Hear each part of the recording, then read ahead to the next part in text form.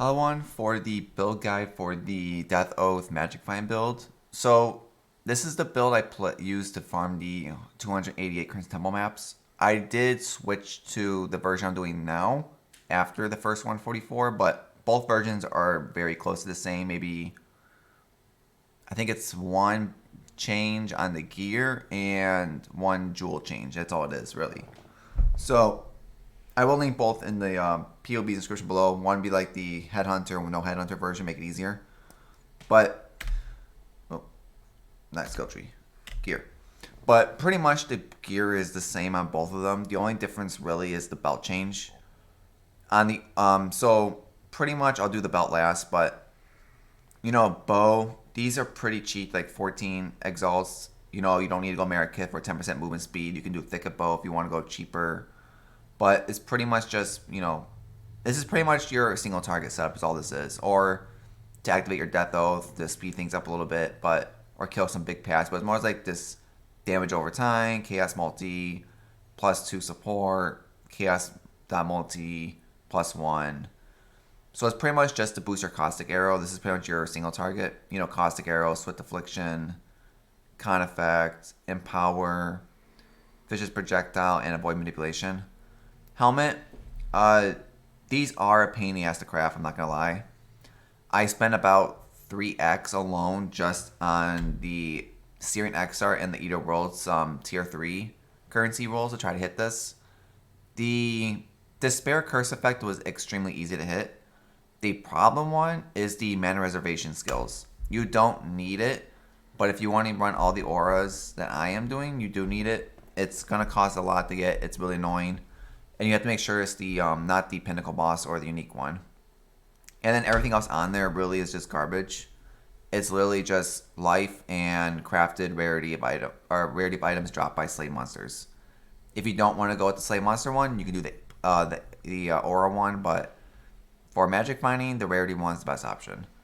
But it's pretty much my determination, defiance banner, purity of elements, and malevolent setup. Quiver, stat fixer, life resistance. Appearance, this is the chaos one. This is from Elder or Uber Elder, whichever one drops it. I think it's Uber. But it's pretty much just to make your despair cost no mana because you have an blasphemy. And then graceful assault, it's like a super cheap. Just give you an onslaught. You don't even need that, to be honest. Vendor's gambles. I was originally using in the what's it called? Whichever one's called the Pariah Rings, I think they are. The one that gives you quant only. I ended up switching to Vendor's Gamble just to get some rarity on it also. And it makes resistance real easy. They're optional. Use them if you need them. They do make getting resistance super easy to do. Death Oath, you don't need to just get your colors on it. Your 2/2/2. It's pretty much just efficiency, void manipulation, AoE, life tap, less duration, and swift affliction. Boots, gold rim. Get 20% if you can. They are expensive, but 19, 20 shouldn't be a problem. But Purity of Ice, don't ignore this. This is just a general leveling with the backhands to corrupt 10 at a time. It's pretty much it's just Flame Dash, and then my Cast on Death portal setup because you do die with the way that I was been playing this during the project. Because I'm pretty much suicide running, hitting my Sentinel, boost Sentinel in the pack, traveling forward, hit it again. If I die, then I start there to move forward more. But it's just there for that. Gentle Touch, this is pretty much one of your explosions. The cursed enemy is temp chains. And then pretty much this lets you pop. So as you're running, your Death Oath pretty much starts chain reacting. It's extremely nice quality of life. Recommend it. And it's pretty much my despair. Your AoE. There's anonymous on this one. Blasphemy and empower again. Just because this helps you kill. Flask, mine's just a life flask because you do life that go down really quickly. Movement speed, armor, regen life. You probably can get away without this one, but just whatever. These are the flasks I had left laying around. And then the gold flask with rarity on it. So, Headhunter, I put Headhunter on after the first 144. Bisco's leash works just as well. I just wanted to try Headhunter after they changed it. Because Headhunter wasn't changed when I first started the project. It was still the original 20 seconds. But after I finished the first 144, I decided, why don't I just change the build around a little bit to compare the two, and let's just try 60 seconds, see how it feels. And I do actually like Headhunter more than Biscos. With the 60 seconds now, it makes it really easy to loot your map, because before 20 seconds, you didn't have time to loot. With the 60 seconds, you have plenty of time now to sit there, loot. It makes the quality of life so much better. So like that's the only difference between the two builds, is like the first one has Biscos, this one has Headhunter. If you're running Biscos, just make sure you get strength and dex on your skill tree. Headhunter, fix your strength and dex. That's pretty much the only difference between the two builds. But one of the big changes was the Atlas tree. So the tree stays the exact same, except for if you're running the more defensive version or more of the double rarity double rarity timeless jewel. The only difference. If you're running the more defensive version, it's your glorious vanity jewels to give you more the bypass chaos, because you want to make sure you get Zabakas on them, and then just get whatever you can to help you out. And then it's like you change this whole sap, because this gives you more chaos res out this jewel in, because then you have like your chaos cluster here. Ignore all that, but then like you have your light field down here. So like all of that was was Inspired Learnings also before I switched to Headhunter. Because if you don't have Headhunter, Inspired Learnings works in the slot. Inspired Learnings not the best, but it was okay. Because if you have the red timeless jewel, just put it here to switch your this here, and then look at your other points here, like see if you get anything good here, maybe some resistance to help you out. Like there's a lot of options. Because when you take this, you lose a lot of decks also. But it's pretty much like life, AoE, Transcendent Mind up here for more damage over time, life wheel. If you do need strength and dex, you have the points here. I did have these originally, so I took them off with Headhunter. Large cluster, these were actually pretty cheap. So this one is just Unholy Grace, Unwavering Evil, and Wicked Pale. You don't need to take Unholy Grace on top. I took this one just due to the fact that I changed my Megalo. And then up here, these are expensive though. They're full of life with Wicked Pale. These are like the best versions to get, but they are going to be the most, like 7 to 10x I think each.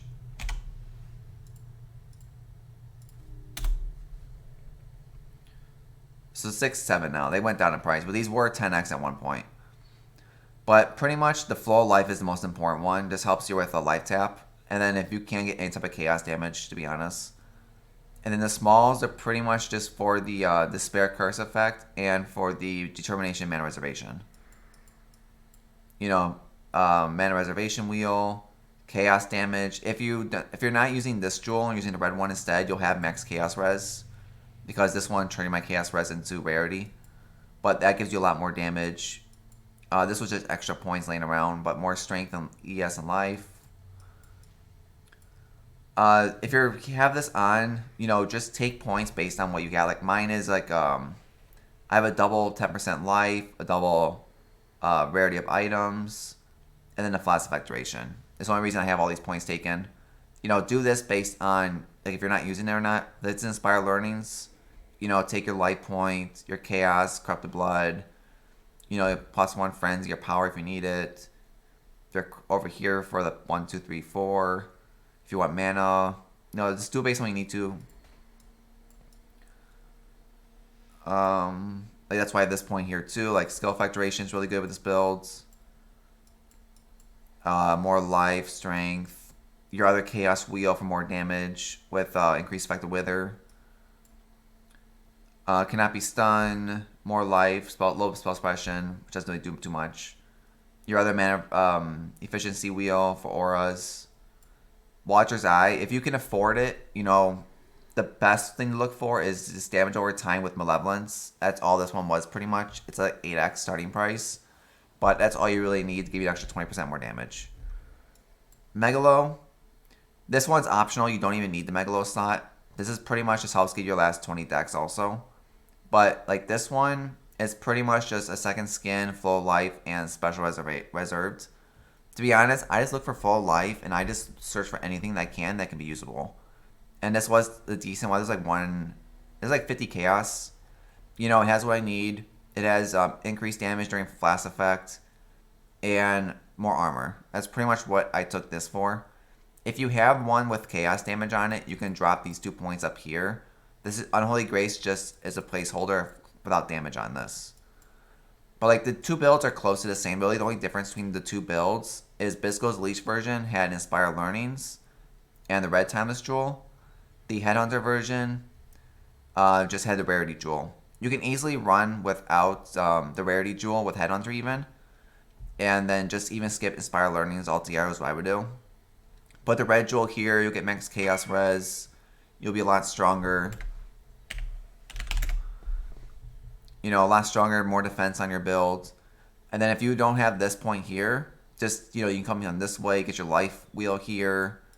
Jewel slot if you want to take it or not. Chaos resistance. That's pretty much it actually over here, really. Because the rest of this, you can just save the skill points on. But Headhunter, why not try it? Lab's pretty straightforward. Minus Chaos Res. You know, Chaos Damage, Resist Chaos Res, Profane Bloom, and then Malediction. Trying to think of anything else. Let's do a quick map real fast. So, oh, wait, I got. Hold on, let me take this off. I forgot we have Sentinel. We have Move out the sections real fast.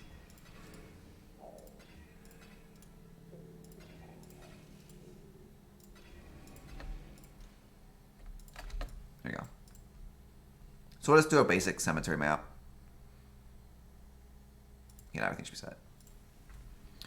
So the one thing I do like about this build is if you're playing it with Sentinels, it's going to be extremely rippy. Because the way I was playing with Sentinels is I'm pretty much just taking off my my Despair, running around, letting the Sentinels hit everything. This is how I usually die with this build. If you want to play it smarter, I would recommend to like this, is don't play it like that with Sentinels. Just go in with full damage and just clear out. You'll have no problem surviving. If you're trying to make Sentinels work, that's usually how you'll die 90% of the time.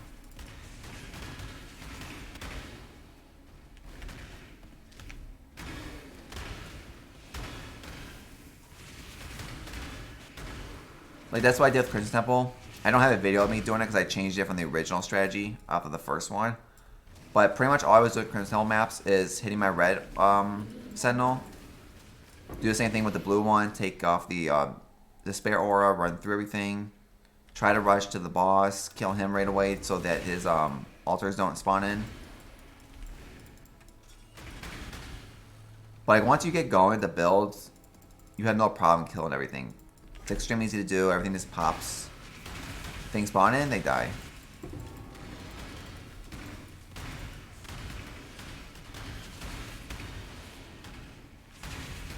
Like, the only thing, like, one thing you want to look for is Wrath of Cosmos is extremely dangerous. The altars that give you minus res is also rippy. I'm trying to think what else. But like, overall, the playstyle is extremely lazy. It's definitely a league start potential for next league, to be honest. I might league start this. I just have to see if I want to or not. Like, this is one of my potential league start for next league. But I don't see this getting changed at all.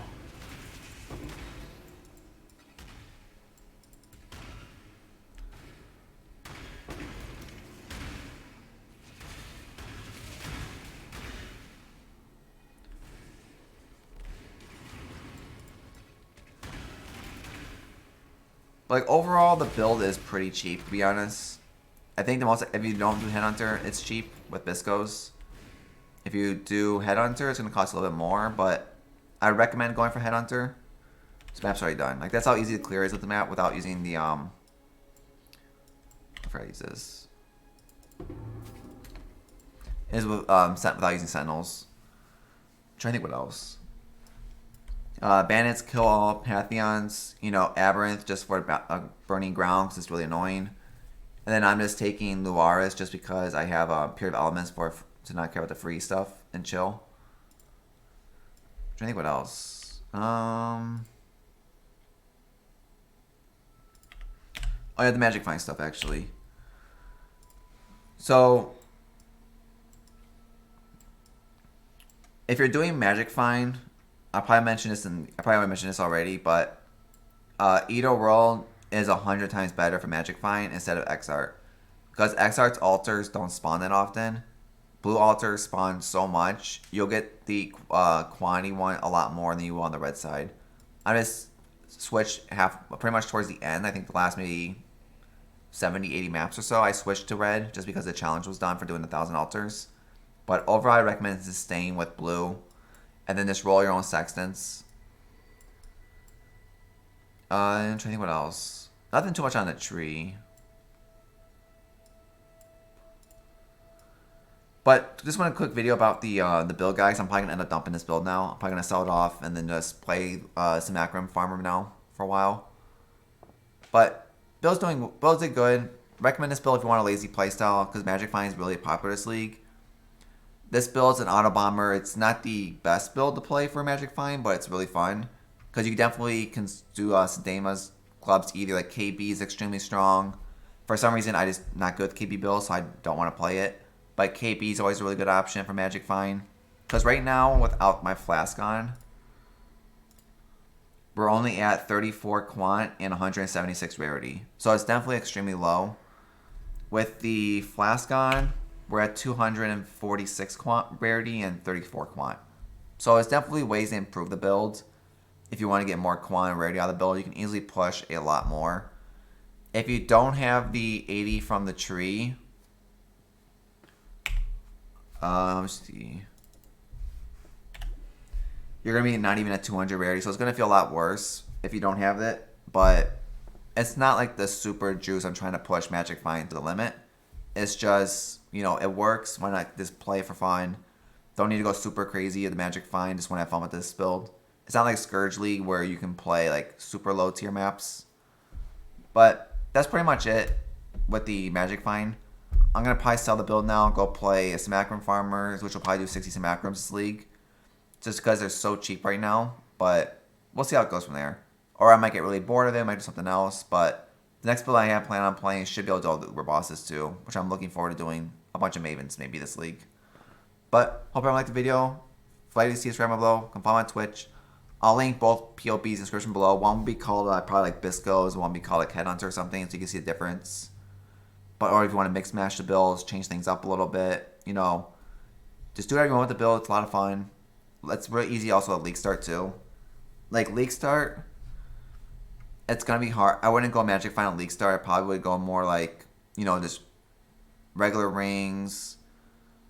Maybe if you want the regular belt and just work towards Headhunter on League Start. You know, work on getting Despair, then start slamming it to hope you get the Curse Effect and Mana Reservation eventually. And like these are gonna be expensive. The weapon, I know there's crafting videos about the weapon. It's just getting the remember how to do it. It's the hard part. I think what else? Flask or just whatever. Yeah, that's pretty much it. There's no light-ins in this build. Like double on power is probably the most expensive thing on League Start to get. But you just buy it and level up yourself is what I would do. But that's pretty much it for the video. So hope everyone liked the video. Hope to see everyone on the next one.